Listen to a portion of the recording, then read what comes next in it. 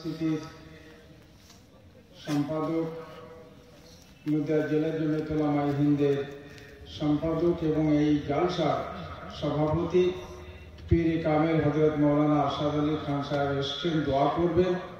সংক্ষিপ্ত কিছু কথা দু চারটে হয়তো বলবেন। আমরা সবাই জমি বসে আখিরি মোনাজাত না করে আমরা যাব না। আখিরি মোনাজাত সকলে শামিল হয়ে তারপর আমরা যাব ইনশাআল্লাহ। নারে তাকবীর, নারে তাকবীর।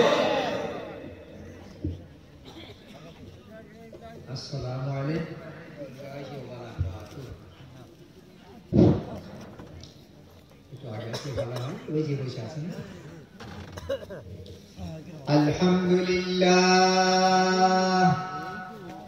আলহামদুলিল্লাহি নাহমাদুহু ওয়া নাস্তাঈনুহু ওয়া নাস্তাগফিরুহু ওয়া নু'মিনু বিহি ওয়া নাতাওয়াক্কালু আলাইহি ওয়া না'উযু বিল্লাহি মিন শুরুরি আনফুসিনা ওয়া মিন সাইয়্যাতি আ'মালিনা। من يهده الله فلا مضل له ومن يضلله فلا هادي له ونشهد أن لا إله إلا الله وحده لا شريك له ونشهد أن محمدا عبده ورسوله. إن الله وملائكته يصلون على النبي يا أيها الذين آمنوا صلوا عليه وسلموا تسليما. قال الله تعالى في القرآن المجيد والفرقانه الحميد: أعوذ بالله من الشيطان الرجيم. بسم الله الرحمن الرحيم. يا أيها الذين آمنوا قوا أنفسكم وأهليكم نارا. يا أيها الذين آمنوا توبوا إلى الله توبة نصوحا. وقال رسول الله صلى الله عليه وسلم: الدعاء روح العبادة، أو كما عليه الصلاة والسلام. اللهم صل على محمد وعلى آل محمد كما صليت على إبراهيم وعلى آل إبراهيم إنك حميد مجيد. اللهم بارك على محمد وعلى آل محمد كما باركت على إبراهيم وعلى آل إبراهيم إنك حميد مجيد. اللهم صل على سيدنا ونبينا وشفينا ومولانا محمد صلى الله على آله وصحابه وأزواجه وبارك وسلم. يا رب صل وسلم دائما أبدا على حبيبك خير الخلق كلهم. মায়া মারমা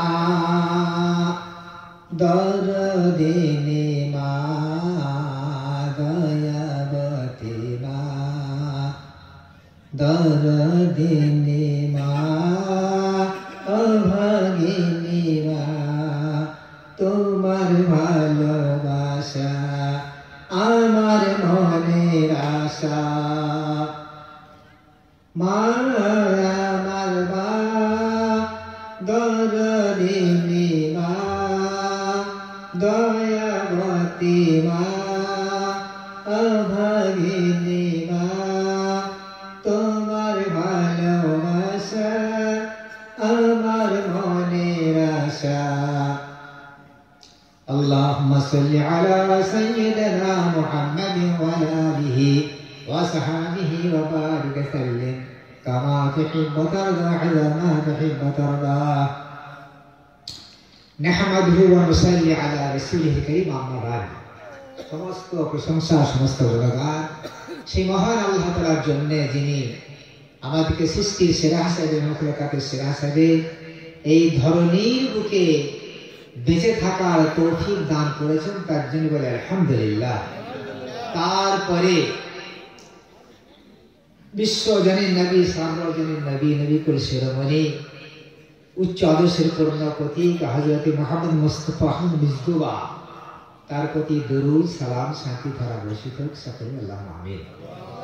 মুআজ্জাজ উলামায়ে কেরাম তথা এই গভীর রাত্রিতে উপবিষ্ট শ্রোতা মণ্ডলী, দূরে অদূরে আমার স্নেহ ভগিনীগণ, সকলকে শ্রেণীগতভাবে তথা আজকের সবাই জাতি, ধর্ম, বর্ণ নির্বিশেষে সকলকে আমার আন্তরিক শ্রদ্ধা, ভালোবাসা, শুভেচ্ছা জ্ঞাপন আনতে কয়েকটি মূল্যবান কথা বলে ইনশাআল্লাহ দোয়া হবে। আপনারা অনেক ধৈর্যের পরিচয় দিয়েছেন। সন্ধ্যা থেকে শুরু হয়েছে, 5টায় থেকে 6, 7, 8, 9, 10, 11, 12, 7 ঘন্টা হচ্ছে। কিন্তু 7 ঘন্টা যদি ওয়াজ শোনেন তাহলে কিন্তু একটা ব্রেন তৈরি হয়ে যাবে, কিছু একটা মাল ঢুকবে ভেতরে, তাই তো নাকি গো? যদি সত্যি দিলের কান দিয়ে শোনে, প্রকৃত অন্তর দিয়ে শোনে এবং বোঝার চেষ্টা করে, তাহলে একটা জীবনে ইনকলাব পরিবর্তন হওয়াটা অস্বাভাবিক কিছু নয়, মনে ধাক্কা লাগে।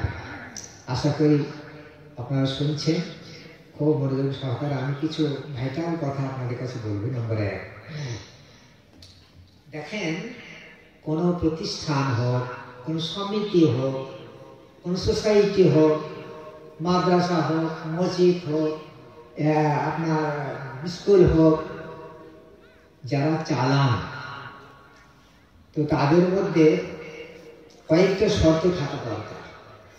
1 নম্বর হচ্ছে ইত্তেহাদ, ইত্তেফাক, মানে একতাবদ্ধতা।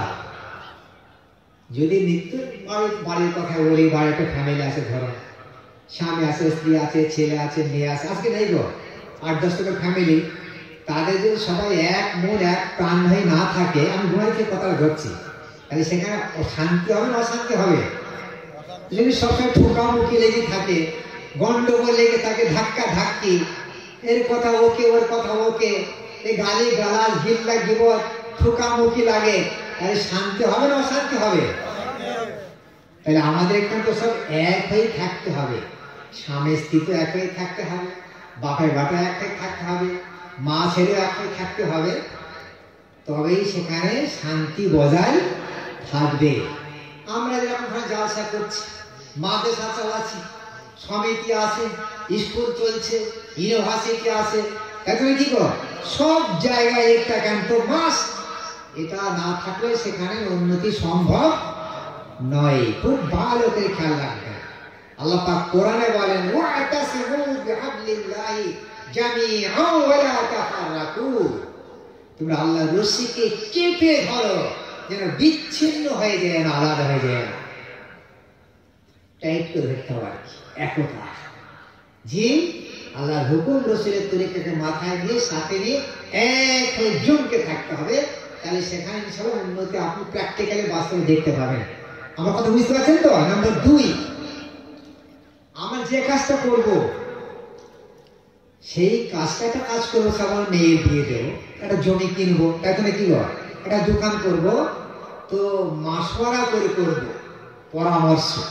আমার বিবির সঙ্গে মাসওয়ারা করতে পারি, আমার বিবিকে নিয়ে, ছেলেকে নিয়ে, মেয়েকে নিয়ে, বাপকে নিয়ে, বাড়ির কথা বলছি, তারপর পাড়ার ব্যাপার আছে, গ্রামের ব্যাপার আছে।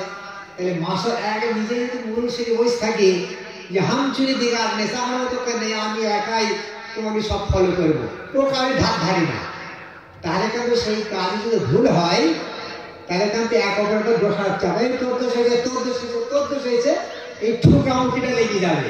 সেই জন্য পরামর্শ করে কাজ করে বরকত হবে, এবং সেই কাজে ভুল হবে না, এবং এক অপরের দোষ হবে না। কথা ভালো করে চেষ্টা করবেন।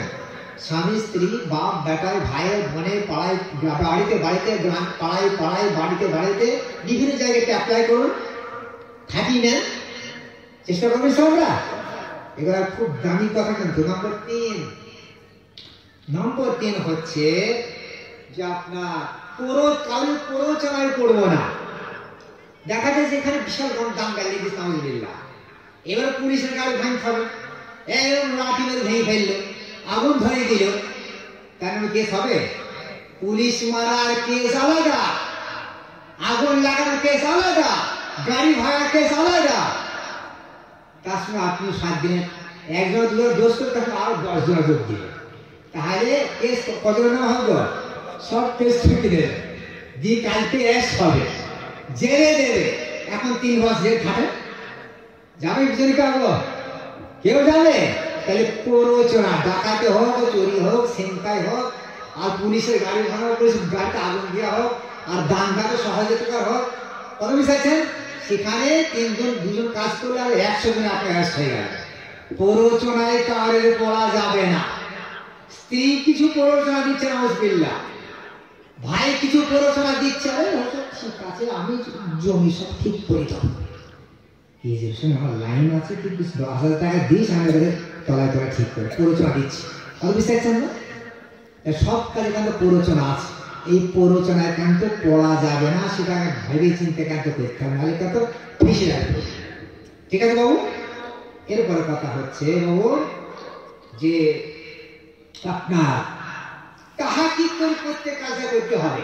তাহাকিক মানে একটা খবর আসে, বাড়িতে টাকা চুরি হয়ে গেছে 5,000, কে নিল কে নিল কে নিল, মনে হয় ছোট বোন হিসেবে, আল্লাহ আন্দাজ দোষ দিচ্ছে, নিয়ে কেন তো, না হয়তো ভাই নিয়েছে, না হয়তো ওই ছোট ভাই নিয়েছে, কিংবা পাড়ার সে তোমার কি সেই এখন নিয়েছে, না এরকম না কি কর, তাহলে টাকা চুরি যাক, গরু চুরি যাক, টাকা ছিনতাই হোক, আর যা হোক তা হোক, এটা আন্দাজ দোষ দেবে, দিতে পারে মিথ্যা করে হয়ে যাবে।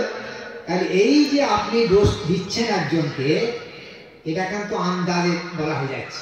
তাহাকিক তদন্ত করে করতে হবে যে সঠিক কিনা, চুরিটা প্রকৃত টাকাটা নিয়েছে কিনা। আমি একটা ঘটনা বলছি, এই দিকে ফোন কাটার মধ্যে জায়গা করিমপুর সাইডে, তো সেখানে একটা দাঙ্গা লেগে গেল, যে আমার কাছে ফোন আসলে, হুজুর এরকম হিন্দুরা নাউজুবিল্লাহ, অমুসলিমরা একটা মসজিদ ভেঙে দিয়েছিল, সর্বনাশ, মসজিদ ভেঙে দিয়েছে।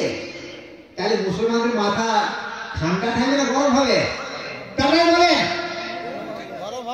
গরম হবে। এখানে যে মন্দিরগুলো আছে ওখানে ভেঙে দেবে, ঠিক পটটা, যেমন কর্ম তেমন ফল, এরকম হয় তো অনেক দিকে নাকি? ওদিকে মন্দির ভেঙে দিলে মসজিদ ভাঙে, মন্দির মন্দির, ওদিকে 2টো মুসলমান মেরে দিলে 10টা হয়তো হয় না। খবরদার, সাবধান, কোন কথা যদি আসে, দাঙ্গা হোক, মারা হোক, যাই হোক আর তাই হোক, আপনি তদন্ত করেন। এ কদিন আগে আপনার দুধা থেকে খবর এসেছিল আমার কাছে যে মার্ডার হয়ে গেছে, এখানে খোঁজ দিয়ে দেখছি মার্ডারই হয়নি, আশ্চর্য। যার কারণে আমাদের চাপড়া জাহাজ বানসাল করতে হয়েছিল, আপনারা জানেন নিশ্চয়ই। ফোন করে তাকে খবর আসছিল, আসার পরে বললো যে ওখানে গায়ের মুসলিমটা মসজিদ ভেঙে দিয়েছে।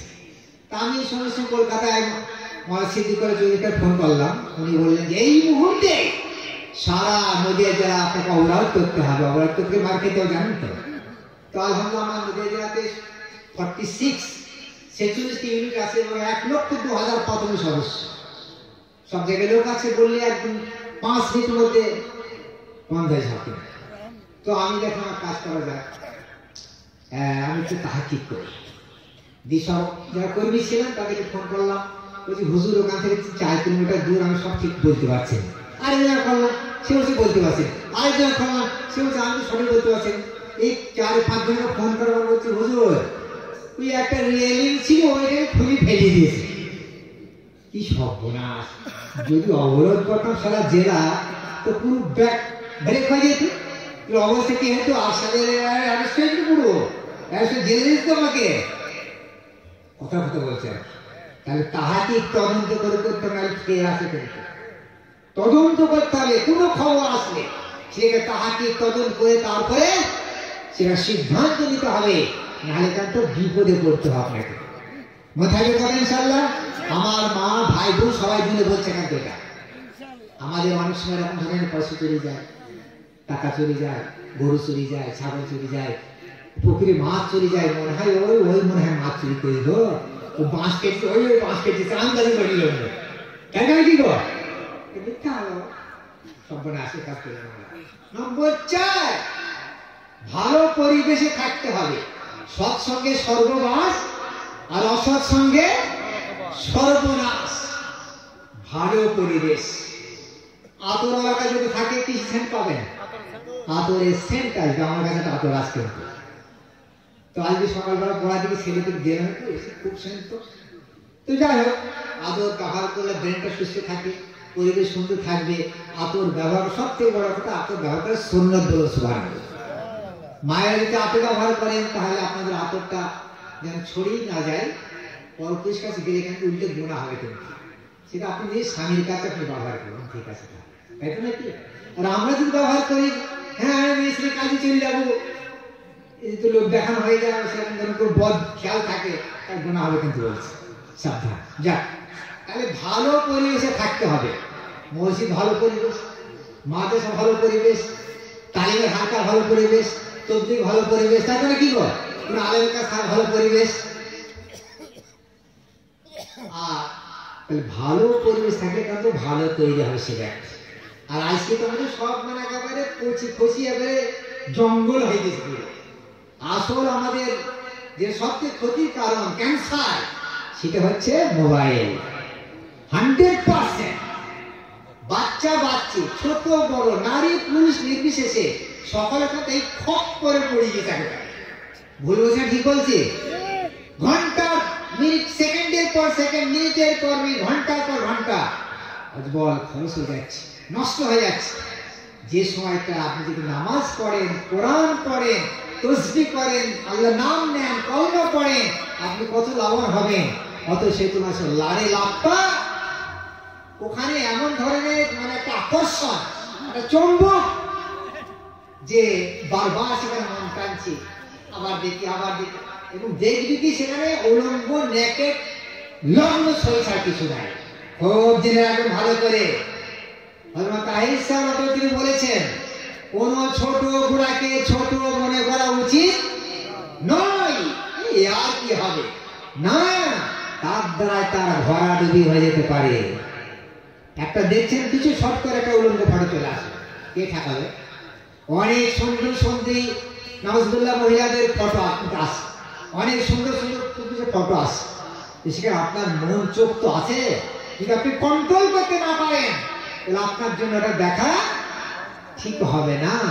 যে গুনাহ হয়ে যাচ্ছে, পাপ হয়ে যাচ্ছে, এখন কি বল অন্যায় হচ্ছে, হাদিসের খেলাফ হচ্ছে, কোরআনের খেলাফ হচ্ছে, আল্লাহ খুশি হবে, নবীও খুশি হবে, ব্যাস দূরে থাকবো, সাথ হাত দূরে থাকবো।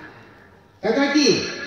কারণ যারা এরকম ধরেন একটা ব্যাড হ্যাবিট হয়ে গেছে, একটা আপনার এরকম চুম্বকের মতো একটা অভ্যাস হয়ে গেছে, কোরআন পড়ে আরাম পাবেন না, মজা পাবেন না, নামাজ পড়ে আরাম পাবেন না, তসবিহ করে আরাম পাবেন না, ওই মনটা আপনার এরকম ধরনের যাকে বলে চঞ্চল হয়ে থাকবে, আরাম পাবেন না।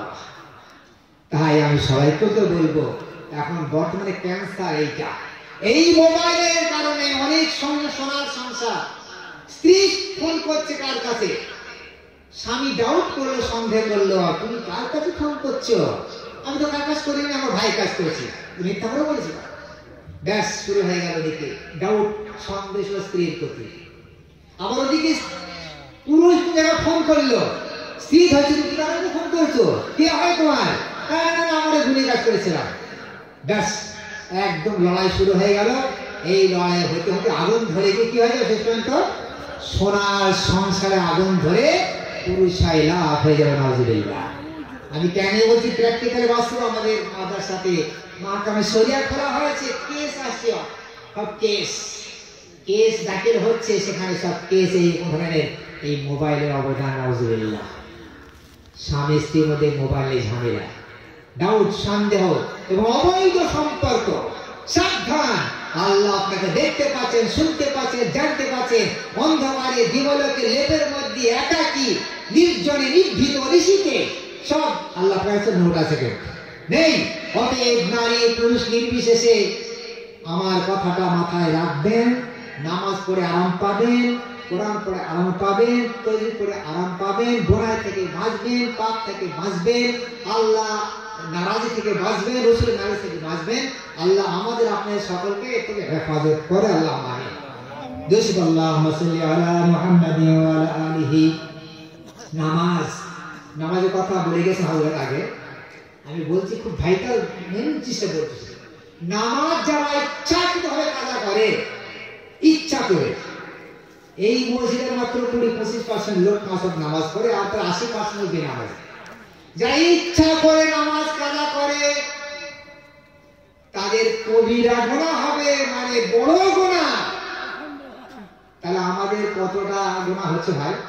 পাহাড় হয়ে যাচ্ছে গুনাহ, পাহাড়।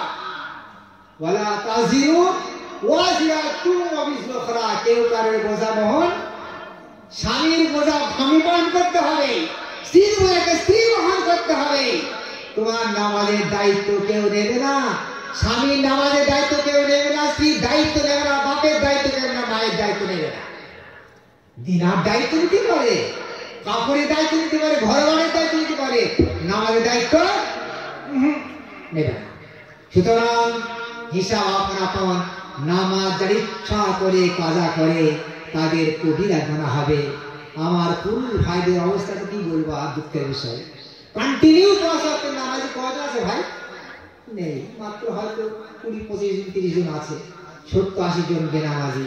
এবং শুধু তাই নয়, বাড়িতে আমার সামনে আমার স্নেহের সন্তান সন্ততি, আমার তারা সাবালিকা হওয়ার পরে তাদের নামাজ ফরজ হয়ে গেছে, অথচ আমার সামনে তারা নামাজকে কাজা করছে। কবিতা আছে আরবি বাংলায়, যে অন্যায় যে করে অন্যায় যে সহে, তব ঘৃণা যেন তারে তৃণ সমদহে। যে অন্যায় করছে সে অপরাধী, আর যে অন্যায়কে প্রশ্রয় দিচ্ছে বিনয় সে অপরাধী। আপনার সামনে আপনার স্ত্রী নামাজ পড়ে না, আপনার উপযুক্ত ছেলে নামাজ পড়ে না, আপনার মেয়ে নামাজ পড়ে না, আপনার ভাই নামাজ পড়ে না। কোনদিন বকেছেন, শুধু থাপ্পড় দিয়েছেন, কোনো বকাঝকা করেছেন, ঘর থেকে তাড়িয়ে দিয়েছেন, খানা একবার বন্ধ করেছেন না, অন্য কিছু ক্ষতি করলে কিন্তু শুনবো না। সেই জন্য আমি আপনাদের করজোড়ে নিবেদন করছি, এরপরেই কবর আসছে, কবর অপেক্ষা করছে। কবর পাশে আছে কারবালা, বাপ চলে গেছে, মা চলে গেছে, স্ত্রী গেছে, স্বামী গেছে, আমাদের নম্বর আসছে, কিন্তু কোনো রেহাই নেই। হাই হাই করে কোনো ফের হবে না বন্ধু আমার। আপনার মতো ওনার পুরুষ বন্ধু কন্টিনিউ 5 ওয়াক্ত নামাজ পড়ছেন, মসজিদে যাচ্ছেন, আমি কেন পারবো না? আমার অনেক মা বোন আছে যারা কন্টিনিউ 5 ওয়াক্ত নামাজ পড়ে, তাদের জীবনে নামাজ কাজা নেই, তারা পারছে, আপনি কেন পারবেন না? নিশ্চয়ই পারবো। কথা বলা মনে রাখবেন এবং টাকটা আমল করার চেষ্টা করবেন ইনশাআল্লাহ। সবাই হাত তুলে বলে ইনশাআল্লাহ। এরপরে কথা হচ্ছে ভাই, তো যাই হোক, যাকাত এই চাপটা এলাকার বুকের লাখপতি কোটিপতি, আপনার 50 লাখ 1 কোটি কয়েক কোটি লোক মালিক হয়ে গেছেন। আমরা তো খোঁজ রাখি, কত বুঝতে পারছেন না? তাহলে তারা টাকাগুলা কি করছিল? আরো শুনবেন, আলেমরা বলেছেন যদি যাকাত না দেয় তাদের নামাজ কবুল। শুধু তাই নাই, 100 টাকা 2.5 টাকা, 1000-এ 25 টাকা, আর 1 লাখ টাকা 2.5 টাকা আপনি যদি না দেন, তাহলে হারামের সঙ্গে হালাল মিশে যাচ্ছে, নামাজ হবে। ভালো করে বুঝবেন, 97,500 আপনার জন্য বরাদ্দ করা হয়েছে, আর 2,500 গরিব অসহায়, যার ঘর নেই, যার কাপড় নেই, যার মেয়ের বিয়ে হচ্ছে না, যার ওষুধ পাচ্ছে না চিকিৎসা করতে, তাদের জন্য এই মাদ্রাসা, গরিব ছেলেদের জন্য। মনে থাকবে, মাথা নাড়তে হবে না, যাকাত বের করতে হবে, না সব পণ্ড হয়ে যাবে বিলকুল। তো কার টাকা খরচ করছেন? হারামের সঙ্গে হারাম। মা বোনদের বলছে, আপনার কাছে ভরি ভরি সোনা আছে, রমজান মাসে হিসাব করে টাকা দেবে। আমার ওই দিকে একটা কথা বলছে, নাম করবো না, আমি শুনতে পেলাম যে এত ভরি সোনা চুরি হয়ে গেছে। যা, চুরি কি করে হলো? সারা জীবন যাকাত দেওয়া তো কোনো ব্যাপার নেই, আমাদের কি হবে? কয়েক ভরি সোনা চুরি হয়ে গেছে। আরে যাকাত দিলে মালে হেফাজত হয়, কোন ফাঁকি কে কি হয়ে যাবে গ্যারেন্টি নেই। চুরি হয়ে যাবে, ডাকাত হয়ে যেতে পারে, ভেজে যেতে পারে, অনেক কিছু হয়ে যাবে। সুতরাং আপনার যাকাত অবশ্যই দেবেন। ও টাকা আপনার নয়, 2.5 টাকা সবটা আপনার নয়, 1000 পয়সা আপনার নয়, 1 লাখ টাকা আছে আপনার নয়, এটা গরিব অসহায়। আমার কাছে গতকালকে এসেছিল একজন, যে হুজুর আমি ঘর করতে পারছি না, আমরা সবাই সারা দেশের লোক ঘর করলো, তুমি ঘর করতে পারছো না? যে আমাদের ওয়ার্কশপে ঘরে নকশাটা পাঠিয়েছে, উপরে চালটা কাজ হয়ে গেছে, মানে পাট কাঠির চাল, আর চারিদিকে আপনার পাট কটিয়ে সমস্ত ঝাঁপ দিয়া। দেখে মনটা দারুণ বিচিত্র হয়ে পড়লাম যে এখন এরকম আছে। তা বলি হুজুর কি করতে বলো আমাকে? বলে হুজুর এই কিছু টিন দিতে হবে। কত লাগবে? বলে 8,000 টাকা। তখন ঠিক আছে, যাও তুমি অনেকদিন আসবে, আমি হাফটা দেবো আর বাকি হাফটা তুমি ব্যবস্থা করবে। তো কালকে এসছিল আলহামদুলিল্লাহ, ওকে আমি 5,000 টাকা দিয়েছি। কত বুঝতে পারছেন? 5,000 টাকা দিচ্ছি। এরকম আমাদের অনেকে আসে, মেয়ের বিয়ে হচ্ছে না, আসে, তাদেরকে স্বাধীন মতন জীবনে ফাঁকি দেওয়ার চেষ্টা করি। তারপরে অনেকে হয়তো চিকিৎসা পয়সা পাচ্ছে না, তাদেরকেও থাকলে দেওয়ার চেষ্টা করি। শুধু তাই নয়, তুরস্কে যে জালজালা হলো, যে ভূমিকম্প হলো, সেই ভূমিকম্পে আমাকে চৌধুরী সাহেব বললেন যে আপনাকে 10 লাখ টাকা জেলায় থেকে দিতে হবে। তাহলে হয়তো 10 লাখ টাকা বলে নিয়ত করে নেন। আলহামদুলিল্লাহ, আমার কথা শুনে আপনাদের দোয়াতে সহযোগিতায় 7,42,000 টাকা 10 দিনের মধ্যে আমার হাতে আসবে। বলুন সুবহানাল্লাহ। কত লাখ? রেকর্ড। আমি সারা বাংলার মধ্যে 1 নম্বরে টাকা দেওয়ার ব্যাপার। তুরস্কে বাংলার মধ্যে 7,42,000 টাকার মধ্যে 7,10,000 টাকা চৌধুরীর হাতে দিলাম। আর আমার 30,000 টাকা খরচ ছিল, গাড়ি ভাড়া ভাড়া করার ব্যাপার ছিল। আপনারা দিচ্ছেন টাকা গোলা। এক বোম্বাইয়ের থেকে 20,000 টাকা, এক আপনার কি বলে ওটা পাশে ওই আলফা থেকে 17,000 টাকা, আমার চাঁদপুর ব্লক থেকে 1,16,000 টাকা আমরা দিয়েছি, কেউ থেকে 1,14,000 টাকা। এই বিভিন্ন সারা জেলা থেকে আমাকে 7,42,000 টাকা আলহামদুলিল্লাহ এই কনসুলেটের দূতাবাসে আমরা পয়সা দিচ্ছি আলহামদুলিল্লাহ। এরকম যখন আপনার ইন্টারন্যাশনাল আপনার ইন্টারন্যাশনাল হিসাবে হোক না কেন, কোনো রাজ্য হিসাবে হোক না কেন, জেলায় হোক না কেন, এলাকায় হোক না কেন, যখন যেখানে ডোবা পোড়া দাঙ্গা ফাসাদ আমরা 7 দিন ভিত্তিতে সেখানে এখন আমাদের 1.5 লক্ষ টাকার কাপড় আছে আলহামদুলিল্লাহ। আপনার দোয়া মেলা হয় কি তো দিয়েছি আর কি, দেওয়া হবে। তো এই কাজগুলো আমরা করি। বলছেন এই কথা যাকাত, খবরদার। আলহামদুলিল্লাহ আমরা যাকাতের কথা অনেক বলেছি মসজিদে। চাপড়াতে আলহামদুলিল্লাহ প্রায় 90% কার্য করেছে। বলুন সুবহানাল্লাহ, নারায়ে তাকবীর। এখানে আমার নজরে আমার একটা হিসাবে 90% মানুষের যাকাত বাড়াতে শুরু হয়েছে আলহামদুলিল্লাহ। আমাকে এখানে এমন লোক আছে 30,000 টাকা যাকাত দেয়। বলুন সুবহানাল্লাহ। কলকাতায় আমার কাছে প্রায় 1 লাখ টাকা একজন যাকাত দেয়। বলুন সুবহানাল্লাহ। আছে মানুষ দেয়া 5,000, 10,000, 20,000, 30,000, 50,000, 1 লাখ, তার উপরে 1 লাখ। এবার তো করে 1 লাখ কত দিয়েছিল? 25 না কত জনক 100। তাদের টাকা খুলে যায় দেন তো, এখন খুলে যাচ্ছে টাকা পুরো হবে। আপনারা দেন, হেফাজত হবে, নষ্ট হবে। আল্লাহ পাক আমাদের হেফাজত করুন। জন্ম নিয়ন্ত্রণ, একটা ছেলে একটা নেই, আগে সব জবাই করতে হবে, মানে খুনি হবো। এখন কি কর, সাবধান। যাদের পেটে বাচ্চা 4 বছরের আগে যদি নামিয়ে দেন তাহলে অন্যায়। 4 বছরের পরে, 4 মাসের পরে যদি নামিয়ে দেন, 4 মাসে প্রাণ আসে, জান আসে, 4 মাসের পরে যদি নামিয়ে দেওয়া হয় তাহলে একটা জীবন্ত শিশুকে হত্যা করলে যে অপরাধ হবে, সেই অপরাধ তার। ওগো ভাইরা, ওগো মা বোনেরা, একটু ভালো করে কথাগুলো শুনে যান। আজ 4 মাস আগে যদি বাচ্চা নামিয়ে দেয় অপরাধ হবে, কিন্তু কম হবে। তাহলে আজকে যে হাওয়া চলছে, বড়ি ইনজেকশন, একটা ছেলে একটা মেয়ে বাঁটিয়ে সব কোতল হয়ে যাচ্ছে। কাতেল, হত্যাকারী। কোরআনে আল্লাহ 30 পারাতে বলছে বিআইজামিন কুতিলা। ওই সন্তানকে জিজ্ঞাসা করা হয় কিয়ামতে, তোমাকে কোন অপরাধে কতল করা হয়েছে? অথবা ওই বাচ্চা জিজ্ঞাসা করবে যে আমাকে কোন অপরাধে কতল করা হয়েছে। কোরআন। অতএব রুজির মালিক গো, আগে মায়েদের 10-12 করে বাচ্চা হয়েছে, যে কোনো বেশ কষ্ট হয় নাই, তারা তাদের সোনার সংসার। এখন একটা ছেলে ডাক্তার, একটা মাস্টার, একটা মৌলানা, একটা হাফেজ, একটা দোকানদার, একটা সৌদিতে, সোনার সংসার। আর একটা ধর বাচ্চা, ওরে বাবা পানি আনার লোক নেই, এখন আবার কাজ করে দিচ্ছে না কেউ, ঝি পাওয়া যায় না, রাখা পাওয়া যায় না। তাহলে কি গো, ভুল বলতে কি বলতে তা হাও দেবেন তো? ঠিক বলছে, ভুল বলছি?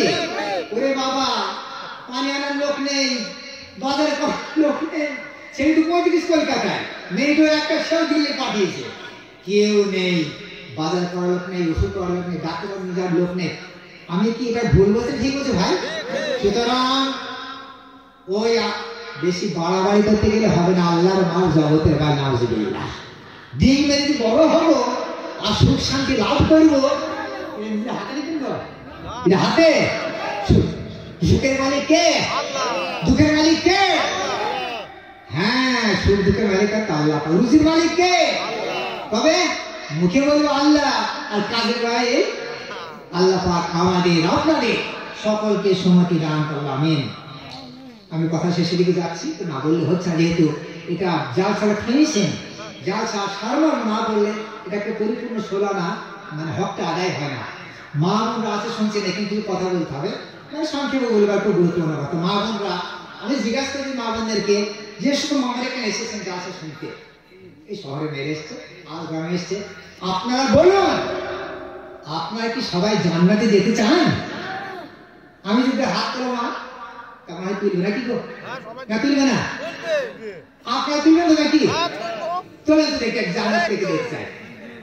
এই সব বোনা আচ্ছা, ওদিকে মারা এদিকে পর্দা করা আছে, তাও নিশ্চয়ই হয়তো মানে তুলবে নাকি গো? আসলে বুঝে নিলাম, যাকে মা বোনা 100% জান্নাতে যাওয়ার জন্য কিন্তু হাত তুলছে, বা মনে মনে নিরেট করছে নাকি গো? তাহলে আমি এমন 4টি জিনিস বলবো যেটা মায়েরা জান্নাতের যে কোনো দরজার ইচ্ছা তারা সহজেই প্রবেশ করতে পারবে। সুবহানাল্লাহ। বলবো না বলবো না? 4টি একদম জান্নাত ডাইরেক্ট, কেউ ঢাকাতে পারবে না আমাদেরকে, একদম সরাসরি যে দরজা দিয়ে পারে সেই দরজায় ঢুকে যায় জান্নাতে। বলো সুবহানাল্লাহ। নম্বর 1, আল মারাতু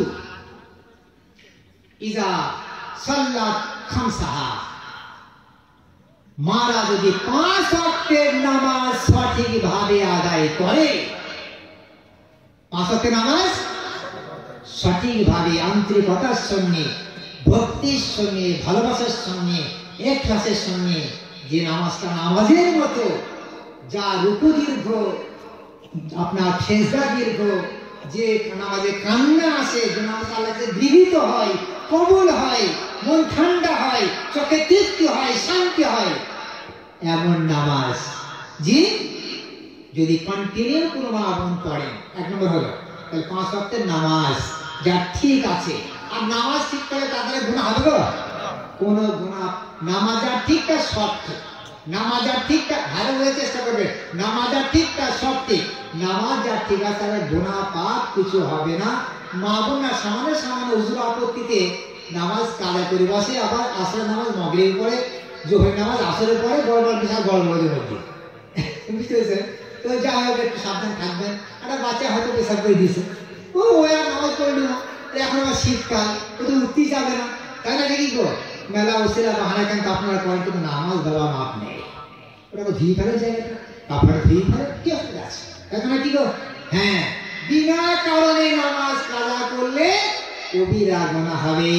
আমি ভাই বোন নির্বিশেষে সবার কাছে করজোড়ে নিবেদন করছি, এই নামাজ 5 ওয়াক্তের জন্য আমাদের ঠিক থাকা, আল্লাহ পাক যেন আমাদের নামাজ পড়ার তৌফিক দান করেন। নম্বর 2,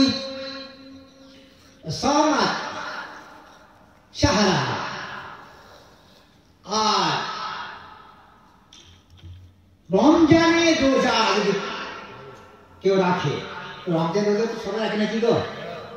তো এটা বেশি বলার দরকার নেই, যেহেতু প্রায় 90% মহিলা, মেয়েরা বা পুরুষ ভাইরা, পুরুষ ভাইরা একটু কম আছে, কিন্তু মেয়েরা প্রায় ধরুন 90%, কি 99% ভোলা হবে না, এই রোজাটা তারা রাখে।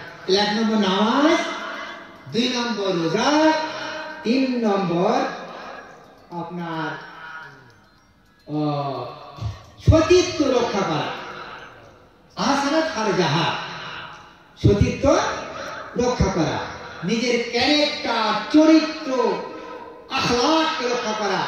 মানুষ সব কিছু দিতে পারে, টাকা পয়সা, ধন সম্পত্তি, গাড়ি বাড়ি, জমি জায়গা, কিন্তু যদি ইজ্জত দিতে পারে না, সেই জন্য নিজের সতীত্বকে রক্ষা করা, যে রক্ষা করতে পারে, সে নিজের চরিত্রকে, সতীত্বকে কেউ কেউ যদি না দেয়, সতীত্বকে রক্ষা করতে পারে। নম্বর 4, অতাআত বালাহা, মানে হচ্ছে যে আপনার স্বামীর তাবেদারি। কি বললাম? স্বামীর তাবেদারি সে করতে পারে। স্বামী তাকে যদি সত্যের আদেশ করে, অসৎ কাজে নিষেধ করে, তার কথা মতন চলে, তাকে ভালোবাসে, শ্রদ্ধা করে, ভক্ত করে, খেদমত করে, সেবা করে, তাহলে করা বলা হয় ভাই। 1 নম্বর নামাজের পাবন্দি, 2 নম্বর রোজা, 3 নম্বর নিজের সতীত্বকে রক্ষা করা, 4 নম্বর স্বামীর তাবেদারি যদি কেউ করতে পারে তাহলে জান্নাতের যে কোনো দোয়ার ইচ্ছা জান্নাত প্রবেশ করবে বলে সুবহানাল্লাহ, কেউ ঠেকাতে পারবে না। আমরা করার চেষ্টা করবো, মা করব। এরপরে আরো বলা হয়েছে হাদিসের মধ্যে, যদি কোনো মহিলা স্বামীকে খুশি করতে পারে, জি, আর ইমানের সঙ্গে তার মৃত্যু হয়, স্বামীকে খুশি করতে পারে, আর যদি ইমানের সঙ্গে মৃত্যু হয় তাহলে সে আপনার জান্নাতে প্রবেশ করবে বলে সুবহানাল্লাহ। এরপরে আপনার স্বামী যদি ডাকে রাত্রিতে, যে সময় বিছানায় আমার কাছে শো এখানে, আর স্ত্রী যদি রাত দেখিয়ে না আসে, তার ডাকে সাড়া না দেয়, তাহলে ফেরেশতার লানত, অভিসম্পাত তার উপরে পড়বে। এছাড়া স্বামীকে অগ্রাহ্য করছে, মানছে না, কথা শোনে না, ডাইনে বলে বাঁয়ে যায়, বাঁয়ে বলে ডাইনে যায়, কথা শোনে না, তাই তোমার কি গো? স্বামী রাজি থাকবে না, বেড়া ধরবো? স্বামী খুশি হবে না খুশি হবে? তাহলে স্বামী যদি খুশি হয় তাহলে তার কোনো ইবাদত কবুল হবে না। কত বুঝতে পারছেন না? অতএব তেমন কোনো বিষয় যদি হয়ে গেলে স্বামীর সঙ্গে বাদ হয়ে ক্ষমা চেয়ে নেবেন, তাতে আপনি ছোট হবেন না, আপনার সম্মান আরো বাড়বে। আর ভাইদেরকেও বলছি, ছোটখাটো বিষয়ে পিছনে কিটকিট করবেন না। অনেক পুরুষ আছে বাবা, অভ্যাস খারাপ, মেয়েদের পিছনে লেগেই থাকে, তো 100 ভুল করলে 99 ছেড়ে দেবেন, আর করা ধরবেন, তাহলে মোটামুটি ঠান্ডা থাকবে। হ্যাঁ, বেশি গরম হলে হবে না। ও মেয়ে ছেলে যদি বকে তা আপনি চুপ থাকবেন, স্টপ। আর যদি বেটা ছেলে বকে আপনি স্টপ, তাহলে কিন্তু আগুন ধরে না ফেলবে। আমার কথা বলা ভালো লাগতো নাকি? এই ওষুধটা দিয়েছি শেষকালে, তার মানে সংসার সুখে হয় রমণীর জন্য। তো রমণীর কিছু গুণ থাকা দরকার, ভাইদের গুণ থাকা দরকার। রমণীকে বেটা ছেলে নিয়ে আসছি তার সংসারে, রমণী আসার পরে, সে মেয়েটা আসার পরে তোমার রান্না করে দিই সারা জীবন, 3-4 বার খাও তার হাতে, আবার কাপড় কাচ্ছে, আবার ছেলেগুলা মানুষ করছে পেশাব পায়খানা, আবার ঝাঁট দিচ্ছে, এরপরে কাজ করছে, 4টি কাজ করছে, একটা রান্না বান্না, সকাল উঠি চা তো এখন নাকি কর, গরম ভাত, দুপুরবেলা, বিকালবেলা, রাত্রিতে, একটু মনে হয় না যে কত খেদমত করছে। তারপরে ওধারে কাপড় কাচতে হবে, কাপড় কাচে আপনারা ওরা কাছে, কোন খান নেই কাপড়, যা একদিন কেচেছেন কাপড়। 3 নম্বর হচ্ছে এই 5-7-10 বাচ্চা হয়েছে, তার পেশাব পায়খানা নষ্ট করতে একদিন কোন পুরুষ ভেবে দেখিছে? আর ঝাঁট দেয় কেন? আপনি একদিন ঝাঁট দিয়েছেন, তবে এত কেন? তাদেরকে মূল্যায়ন করতে হবে না ভাই, তাদেরকে ভালোবাসতে হবে না, স্নেহ করতে হবে না? মা, বোন, স্ত্রী, জি, খালা, ফুবু, তো এই 4টি কাজ মেয়েরা কিন্তু স্বামীর বয়সে অলরেডি চোখ বুঝে বিধা বিধায় অম্লান বদনে নির্বাক চিত্তে একান্ত তারা করতে থাকে ভালোবাসার সঙ্গে। অপর পক্ষে মা বোনদেরকে বলবো, যেমন পুরুষ ভাইরা, জি, আপনারা করে থাকেন, পুরুষ ভাইরা সেরকম করে, আপনি বাড়ি আসেন বাপের বাড়ি থেকে, যে আপনার জন্য একটা ঘর ভালো নাকি গো, সাজানো গোছানো ঘর আপনাকে থাকতে দিল, কাপড়ের ব্যবস্থা করলো, খাওয়ার ব্যবস্থা করলো, আবার ডাক্তার আমাদের ওষুধ দিতে নাকি গো, জমি জায়গা বড় কেসেই যায়, জমি জায়গা বেশি, ব্যাংকে টাকা ছিল সব উনি দেয় কি দেয় না, সেই প্রেমময় স্ত্রীর জন্য এখানে সব কিছুই বিলীন করে দেয়। এটাও কিন্তু মহব্বত ভালো করে না, এটাও কিন্তু আপনাকে মনে রাখতে হবে। যেরকম পুরুষের মনে রাখবে, তেমনি আপনাকে এক অপরের মূল্যায়ন করতে হবে, তবে এই সংসার সুখের হবে। অনেক কথা বলা আছে ভাই, আপনি সব বুঝে নেবেন। আল্লাহ পাক আমাদের সকলকে স্বামী যখন বাড়ি থাকবে না, এই যে এখন 2 বছর কি বাড়ির সব বাড়িতে ছেলেরা আছে নাকি গো, তাই খুব সাবধান, অনেক অঘটন হচ্ছে, আল্লাহ করুন। তো বাড়ি না থাকলে তার বাড়িতে ছাগল গরু ভেড়া টাকা পয়সা ধান চাল যা আছে কেন সব হেফাজত পেয়ে ম্যাডাম মেয়েছেলে দায়িত্ব কত বুঝতে পারছেন না? সে ব্যবসায়ী বানিয়ে ধান 10 কেজি বিক্রি করে দিল, ওদের গম দিল, ওদিকে 500 টাকা খরচ করলো না। এছাড়া স্বামী বিনা অনুমতিতে কোনো জিনিস দিতে পারবেন না। অ্যাডভান্স তার সঙ্গে অনুমতি নিয়ে নেবেন। মাদ্রাসাওয়ালা আসে, মসজিদওয়ালা আসে, ফকিররা আসে, ভিখারিরা আসে, ক্লাবওয়ালা আসে, আগে বলে যাও আমি কেন তো যা ইচ্ছা দেবো তো বলে যাও, ফর্দ করে দিয়ে যাও, কাকে কত দেবো না কি নেই, সবার পিঠাই খেতে হবে, তাই তো না? আপনি বলে যান অ্যাডভান্স। আপনার পুরুষদেরকে বলছি ভাই আপনারা কিন্তু অনুমতিটা দেবেন, তোমার যা ভালো লাগে দেবো, আপত্তি না, আমার কোনো আপত্তি নেই, আল্লাহ তো কমাবে না, দান করলে বাড়ে বাবু। সেই জন্য মা আপনার স্ত্রী বলবে যে তোমার যা খুশি করবে, না না তুমি বল তুমি বল তুমি বল, 10 ভাগে দিই 500, কে 1000 কে 5000, মোদের ভাগে দিই 2000, কে হতে দিলে 1000, কে মসজিদ 10,000, আর ফকির ফাঁকা যাবে 1 টাকা দিও নাকি 50 টাকা দিও, কি করবো ধান ধানের একটা বলে মোটামুটি। তাহলে অর্ডারটা কিন্তু নিতে হবে, বিনা অনুমতিতে এগুলো দেওয়া যাবে না। সেই সঙ্গে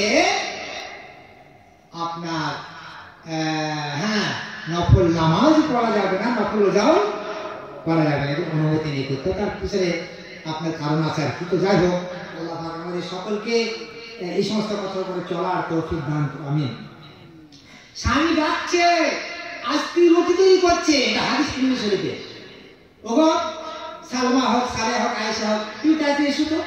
তাহলে স্ত্রী রুটি তৈরি করছে, সবাই খাওয়া হয়ে গেছে, স্ত্রী এখন খাওয়া হয়নি, স্বামীর কথা শুনতে গেলে রুটি পুড়ে যাবে, আমাকে ক্ষুধার্ত থাকতে হবে।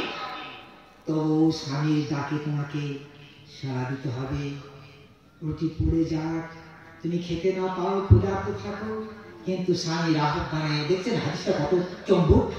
মা বোনরা এগুলো যদি মানে আর শোনে, তোমার অশান্তি হবে বাবু। হ্যাঁ জানাতে যাবে, ঠেকাতে পারবে কেউ? কেউ ঠেকাতে পারবে না। তো যাই হোক, অনেক কথা আপনারা জানেন সবাইটাই। আল্লাহ আমাদের সবটাই তৌফিক দান করুন। আমি কথা শেষ করবো। ভাই দেখেন, আমরা তো পরে পরে গুনাহ ছাড়া কিছু হয়েছে না বলেন? শুধু পাপ আর পাপ করে করে পাহাড় হয়ে গেছে। কেউ বলতে পারেন না পাপ করিনি, আমার চোখের গোনা নেই, আমার মুখের গোনা নেই, আমার কানের গোনা নেই, চোখে মানে খারাপ নজর, পর নারী যদি কেউ দেখে, জি পর মেয়েকে যদি কেউ দেখে, কিছু কুনজরে দেখে, মনে মনে খারাপ ভাবে, অন্তরে জিনা হবে, চোখের জিনা হবে, এইরকম ধরনের কানের গোনা, খারাপ কথা গান বাজনা শোনে, খারাপ গোনা হবে, যদি মুখে গিল্লাগত করে গোনা হবে। এইরকম ধরনের গোনা করে করে মানুষের অন্তর কৃষ্ণবর্ণ কালো মরিচে জম ধরে গেছে। আজকে আগে একটা কথা না বললে হচ্ছে না, যেটা হচ্ছে এই মসজিদ যেগুলো মক্তব চলে, আমি ওটা কোরআনে আয়াতে পড়েছি যে হে ইমানদার বিশ্বাসী বান্দাগণ, তোমরা তোমরা জাহান্নাম থেকে বাঁচো এবং তোমার আহালবর্গকে বাঁচাও। আহালবর্গ বলতে তোমার অধীনে যারা আছে, তোমার ছেলে, তোমার মেয়ে, তোমার বউ, তোমার সংসার, তাদেরকে জাহান্নামের আগুন থেকে বাঁচাও। মানে তাকে নামাজের শিক্ষা দাও, কোরআন শিক্ষা দাও, হারাম হালাল জায়েজ না জায়েজ কথা বুঝতে পারছেন না? এই শিক্ষা যদি আপনি না দেন যে গার্জেন হিসাবে, তাহলে আপনাকে পাকড়াও হতে হবে। তাই আমি বলবো, যদি সম্ভব হয় তাহলে আপনি বাপ মা হিসাবে ছেলেকে শিক্ষা দেবেন যতটা জীবনের প্রয়োজন। আর যদি না হয় তাহলে মসজিদে তুমি পড়াচ্ছেন ওখানে পাঠাবেন। আর তা যদি না হয় তাহলে যারা পাড়াতে গ্রামে কারি হাফেজ মৌলানা আছে, তাদেরকে কন্ট্যাক্ট করবেন যে তোমাকে আমি 500-1000 টাকা দেবো, আমার এই দুটো বাচ্চাকে পড়িয়ে যেতে হবে। 1 মাস 2 মাস 5 মাস 1 বছর 2 বছর 5 বছরের মধ্যে একটা বাচ্চা বাংলা ইংরেজির সঙ্গে এটা শিখে একজন হিরো হয়ে যাবে। সুবহানাল্লাহ। তাহলে আপনি দায়িত্ব মুক্ত হবেন। কে কে করবেন হাত তুলে দেখে একবার ইনশাআল্লাহ। কেন বলছি? আমাদের বাপ মা তো বলিনি বাবা, বললে তো কোনো শিখতে পারতো না। কি গো, গোসল ফরজ করা জানেন, ওযুর ফরজ জানেন, তাই তো না? কি গো, শেষ নবীর নাম জানেন, তার আব্বার নাম জানেন, তার দাদার নাম জানেন, তার নানার নাম জানেন, জানেন? এগুলো কেন শেষ লোকটা চলে গেছে? সেটা এই ভুলটা আর করবো না। মাদের বলছি, বাপদের বলছি, ভাইদের বলছি, বোনদের বলছি, আপনারা পারলে শিখাবেন, না হলে মক্তবে পড়াবেন, না হলে কোন হাফেজ কারি মৌলানাকে ঠিক করবেন। টাকা দিয়ে পড়াতে হবে, টাকা দিয়ে ক্যাশ দিয়ে পড়াতে হবে। তাই 6 মাস 9 মাস 2 বছরের মধ্যে একদম বাচ্চা হিরো হয়ে সুবহানাল্লাহ। আমাদের কাবিজ খান সাহেব চক্রাতে বিভিন্ন জায়গায় পড়ান আমি জানি, এবং অনেক মেয়েরা ছেলেরা কোরআন শরীফ শিখেছেন এবং ভালো কোরআন শরীফ শিখছে আলহামদুলিল্লাহ। সেই জন্য এইভাবে ওনার মতো আরো একটা আছে, সেখানে আপনারা যোগাযোগ করবেন। ঠিক আছে বাবু, যা যে কথা বলছিলাম, তাহলে আমরা গুনাহ করে যে আমাদের গুনাহ পাহাড় হয়ে গেছে, এই গুনাহটা কি করে মুছিবে ভাই? এবার ওষুধটা বলছি, শেষ ওষুধ এখন নাকি। তাহলে আমরা সকলে তো ওষুধ খাই নাকি, আর যদি বাড়ি ঘর অপরিষ্কার হয় তাহলে ঝাড়তে হয়। অনেক বাড়িতে দেখেছি ঘর বসে ঝুল আছে, আমার তো জায়গা করে মেহমান হয়, পায়খানা তো কত করে আপনার ঝাড় দিয়ে করেন, পরিষ্কার করেন, সেই আপনার সব মাথা জাল ঝুলছে। আমি হাসপাতালে গেছি আপনার, এখন আজকে জানি না, একদিন দেখছি ওরে আলাসের জঙ্গল হিসাবে পুরো অবস্থা নেই বাবা, কেউ বলবে কোনদিন এখন এখানে চিকিৎসা জায়গা, এখানে ঝুলি একদম মানে জঙ্গল হয়ে গেছে। তো শুধু তাই না, আমাদের প্রত্যেক বাড়িতে অনেক বাড়ি আছে বেখেয়াল মেয়েরা। ভালো করে শোনেন আপনারা, আপনাদের দেহ শরীরকে পরিষ্কার রাখতে হবে, আর দেহ শরীরের মধ্যে নখ আছে, চুল আছে, অবাঞ্ছিত চুল আছে, তাই তো নাকি জামাত আছে, ইত্যাদি ইত্যাদি ইত্যাদি। তাহলে দেহ শরীরকে পরিষ্কার করছে না। 2 নম্বর আপনাদের কাপড় চোপড় বেডিং পত্র, তাই তো নাকি। 3 নম্বর যেখানে বাস করছেন সেই জায়গাটা, চলাফেরা বসা। তাহলে আমি ঘরে বাড়ি ঘুরছি, আমার চলাফেরা জায়গা, উঠোনটা আছে, আমার বাথরুম পেশাব পায়খানা নেই গো, কিন্তু প্রায় অনেক বাড়িতে দেখেছি সে একেবারে জালে ভর্তি, আপনার পায়খানাগুলো দুর্গন্ধ হতে হয়ে গেছে। ওরা প্রতি সপ্তাহ সাথে পরিষ্কার করেন, ওরা বিশেষ পাউডার দেন, ওরা খেলেন, সুস্থ পরিবেশটা সুন্দর থাকবে। কিন্তু অনেকেই করে না, এই তো বাবু সাজছে, ওই সুন্দর হয়ে বসে থাকছে। ঠিক আছে বাবু, আপনারাও ঢিলে আছেন একটু, মেডিসিন বলতে পারেন না, প্রতি সপ্তাহে ঠিক করতে হবে। ভুল বলছেন, ঠিক বলছি? হ্যাঁ, আজকে ঠিক সংশোধন হয়ে যেতে পারেন দেখি, এবং আমল করা নিয়ে করতে হবে। হুজুর যেভাবে আমাদের ঘরের লোক আমি আপনাদের বললে অসুবিধা আছে, তাই না বাবু? যা, তাহলে গুনাহ করে করে তাহলে ঘর বাড়ি পরিষ্কার করতে হলে ঝাড়ু দরকার, 1 বার 2 বার, যতবার করুন তত পরিষ্কার হবে। তাই না কি গো? যেমন বিল্ডিং করা হয়, তাতে রং লাগানো হয়, তারপর প্লাস্টার, তারপর রং, তারপর নকশা, এইরকম ধরনের কাপড় চোপড় 1 বার সাফ দিলেন, আবার সাফ দিলেন, পরিষ্কার পরিষ্কার করতে হবে। এক থালা 1 বার 2 বার 3 বার পরিষ্কার করা, হাঁড়ি কুড়ি, মানে কি গো, বুঝতেছেন তো? তাই যত ঘাসা মাজা করবেন, যত কাটবেন, যতবার কাটবেন, তত চকচক ঝকচক চকচক ঝকচক। দেহ কালো হয়ে গেছে, সাবান মাখলেন, তেল মাখলেন, সেন্ট মাখলেন, আতর মাখলেন, একদম ফিটফাট, তাই তো একটা এনার্জি চলে আসলো। এইরকম বাবু, আমরা কিন্তু দুনিয়ার সব কিছু ভালো করার চেষ্টা করছি। আমি কি করে ফিটফাট থাকতে পারি, আমার ঘরটা কি করে ভালো, আমার ছেলের কি করে ভালো লেখাপড়া শিখতে পারে, সব ভালো চাকরি দিব, কিন্তু নামাজটা ভালো করে পড়বো, কোরআনটাতে ভালো করে পড়বো, দিনটাকে ভালো করে শিখবো, এদিকে আমি তৈরি। যাই হোক, তাহলে আমাদের অন্তরটা কিন্তু কৃষ্ণবর্ণ কালো মরিচ জং ধরে গেছে। এবার কি করতে হবে? নম্বর 1, ইস্তেগফার করতে হবে, আল্লাহর কাছে ক্ষমা ভিক্ষা। অন্ধকারে, নির্জনে, নিভৃত, নিশীথে, একাকী আল্লাহর কাছে বিনীত ভাবে আল্লাহর কাছে ক্ষমা ভিক্ষা চাওয়া, আমাকে ক্ষমা করো, আমাকে মাফ করো, আমাকে মার্জনা করো। যেমন বাপ মরে গেলে, মা মরে গেলে, স্ত্রী মরে গেলে, স্বামী মরে গেলে কান্না হয়, কিন্তু মানে আসে, ব্যথা আসে, বেদনা আসে, আফসোস আসে, দুঃখ আসে, প্রাণটা ফেটে যায়। গুনার জন্য আপনাকে কেঁদে কেঁদে আল্লাহর কাছে ক্ষমা চাইতে হবে। নম্বর 2, তওবা করতে হবে। আইয়ুহাল্লাযীনা আমানু তুবু ইলাল্লাহি তাওবাতান নাসুহা।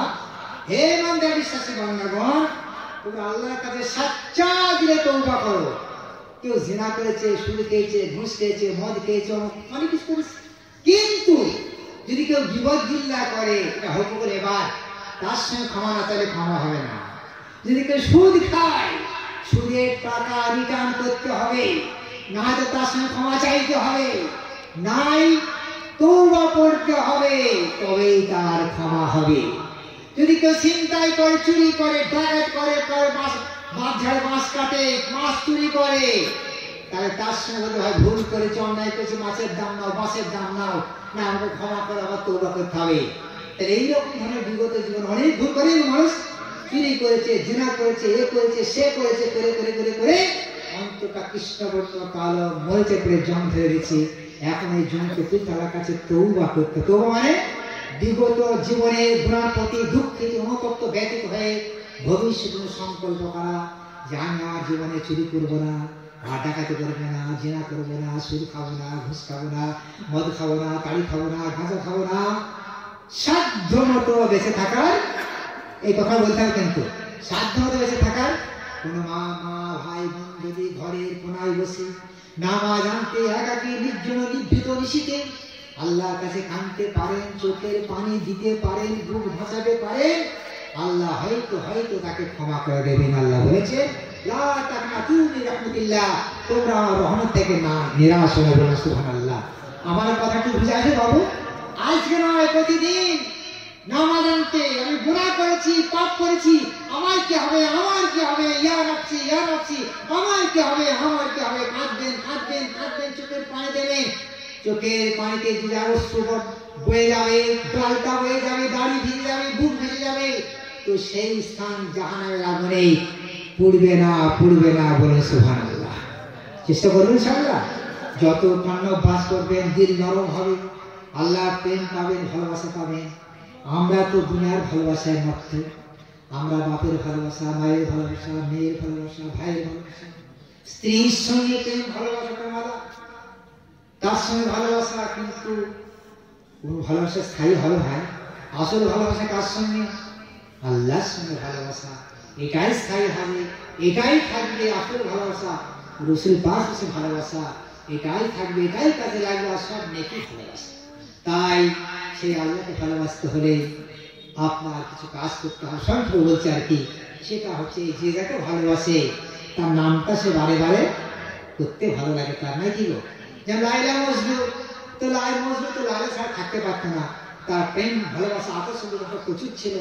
আজ আমাদের মধ্যে নারী প্রেম, বিবি প্রেম, স্ত্রী প্রেম, কেউ প্রেমের এই কোনো লাইন কোনো নেই, এ হচ্ছে আপনার অফুরন্ত, এ হচ্ছে অসীম, এর কোনো কেউ হিসাব করে কেউ বলতে পারবে না।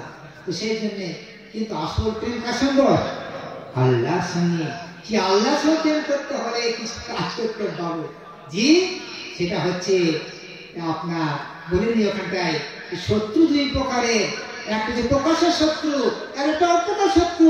প্রকাশ হতে যে আপনাকে দুঃখ দেয়, ব্যথা দেয়, বেদনা দেয়, কষ্ট দেয়, স্বামী স্ত্রী বাপে বেটায় পাড়ায়, বাড়িতে গানে পাড়ায় আছে কি নেই? গুলো দুঃখ দেয়, কষ্ট দেয়, ব্যথা দেয়, বেদনা দেয়, লাঞ্ছনা দেয়, বঞ্চনা দেয়। তাকে প্রতিহত করার রাস্তা হচ্ছে সবর, ধৈর্য, ক্ষমা করা, তার সঙ্গে আদর্শে পেশ করা, ক্ষমা, তার সঙ্গে পরিসর বর্জন করা, ভালো ব্যবহার যখন দেখাবেন, আর কিন্তু সে মাথা তার মতো হয়ে যাবে, আপনি তাকে জয় হবেন। সে পরে সে বলবে যে ভাই তোমাকে অনেক কিছু বলে ফেলেছি, ক্ষমা করে দিই, বলবে। সুতরাং আমার মামুদের বলবো, ভাইদের বলবো, ধৈর্য ধরা অভ্যাস করুন, ক্ষমা করা অভ্যাস করুন, ক্ষমা মহৎগুণ। আপনার ক্ষমা তো আল্লাহ ক্ষমাশীল, তিনি ক্ষমা করতে ভালোবাসে। প্রতিশোধ বর্জন করুন আর ভালো ব্যবহার করুন। সে যদি খারাপ ব্যবহার করে আপনি তার কাছে জয় হয়ে যাবেন। এটা একটা ওষুধ বলছি কেন, এটা প্রকাশ্য সত্যকে দমন করার রাস্তা। আর অপ্রকাশ্যে তাকে দেখা যায় না, মালে যাবে না, ঢালি যাবে না, লাঠি তুলে যাবে না, গোপন ভাবে কাজ করে আসে সরে যায়, তাকে প্রতিহত করা আসছে যিকরুল্লাহ। আল্লাহ স্মরণ যতক্ষণ করবেন, আল্লাহর নাম যতক্ষণ নেবেন, তখন শয়তান আপনার কাছে আসতে পারবে না, শয়তান পালিয়ে যাবে। আর যখন জিকির শূন্য হয়ে যাবে, তখন শয়তান সে গ্রাস করবে। সুতরাং সুবহানাল্লাহ এটা একটা জিকির, আলহামদুলিল্লাহ জিকির, লা ইলাহা জিকির, আল্লাহু জিকির, আস্তাগফিরুল্লাহ জিকির, দুরূদ শরীফ জিকির, আপনার কোরআন শরীফের জিকির, নামাজ জিকির, এটা কি গো? এইসব জিকিরের মধ্যে পরিগণিত। চলতে ফিরতে, উঠতে বসতে, খেতে শুতে। আমি একটু বলছি, এটা বলে শেষ করবো। 6 তসবিহ সকাল বিকাল করবেন, ফজরের পরে, এটা কি পরে অবশ্য আবার বলছি, আর মাগরিবের পরে করবেন। এর জন্য উজু না হলেও হবে, উজু করলেও ভালো, দিন অজুতে হবে, নাপাক অবস্থায় হবে, চলতে ফিরতে, উঠতে বসতে, খেতে সবসময় অলওয়েজ করা যায়। সুবহানাল্লাহ 100 বার, ফজর পড়লো, আলহামদুলিল্লাহ 100 বার, লা ইলাহা 100 বার, আল্লাহু আকবার 100 বার, আস্তাগফিরুল্লাহ 100 বার, আর দরুদ শরীফ তাহলে কত বাবু? সারা জীবন মৃত্যুর আগে পর্যন্ত পড়বে। ইনশাআল্লাহ এখন কি গো এটা চারটি করে কথা নাই আর সবাই পারলে না ধরবেন করে দেবেন আমি সবাই একটু ওরে আমার মুরিদদেরকে আমার মামলাও করে না পায় সব আইকন করে দেবেন তাহলে জিকিরের মধ্যে আপনার সময় কাটবে কেন হবে তারপরে 5 ওয়াক্ত নামাজ আছে ইশার আছে চাষ আছে অবিন আছে কোরআন শরীফ সকালে ইয়াসিন আছে মাগরিব পরে মুলক আছে এশার পরে সুয়াকিয়া আছে তারপর কোরআন পড়তে খতম করলে এক খতম দুই খতম 5 খতম এই ভাবে যদি জিকির থেকে থাকে শয়তান আসতে পারবে না এখন মোবাইল দেখতে বাবু ওরে বাপ রে বাপ ওকে ছাড়ছি